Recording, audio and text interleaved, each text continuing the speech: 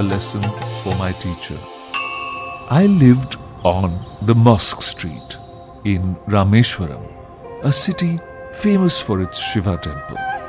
Every evening, on my way home from the mosque, I would linger near the temple.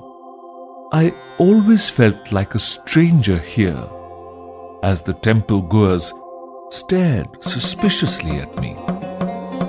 They probably wondered what a Muslim boy was doing in front of a temple. The truth was that I loved to listen to the rhythmic chanting of the mantras, though I never understood a word. There was a strange magic in them. Of course, something else led me there. My best friend, Ramanath Shastri, was the son of the head priest. He sat beside his father at this hour, reciting hymns. Ram would steal a smiling glance at me from time to time. At school, Ram and I always sat together on the first bench of our classroom.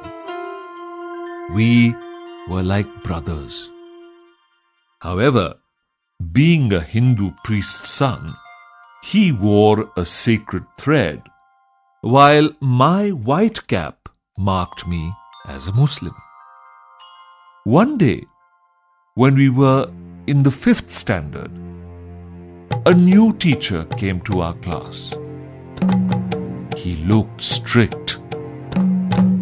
He went around the class, tapping his cane on his palm, and stopped before us.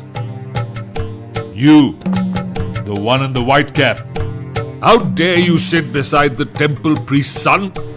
he shouted. "Go sit on the last bench."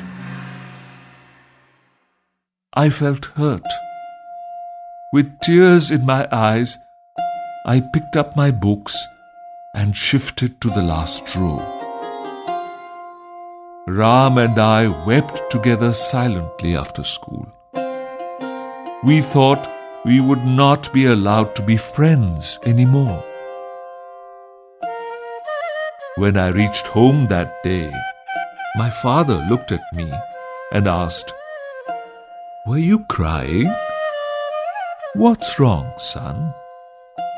I recounted the whole incident to my father, while Ram also told his family the same story.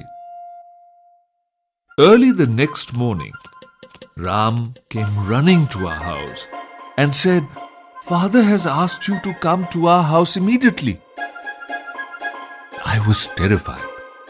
I thought I was in for some more trouble. We hurried back to Ram's house. My heart skipped a beat when I saw our new teacher standing there. "In the light of our discussion, apologize to Kalam here," said Ram's father with a stern face. I could not believe what I had just heard. The head priest was asking the teacher to apologize to me. No child is less than another in God's eyes. It is your duty as a teacher to help students live in harmony in spite of the differences in their background. "You can no longer teach in this school," he said. Our teacher immediately asked me to forgive him. He hugged me and said, "I am sorry, Kalam. I have learnt an important lesson in life today." Ram's father saw that the teacher sincerely regretted his behavior and permitted him to continue teaching. From that day on, Ram and I sat together proudly on the front bench. We have remained the best of friends ever since.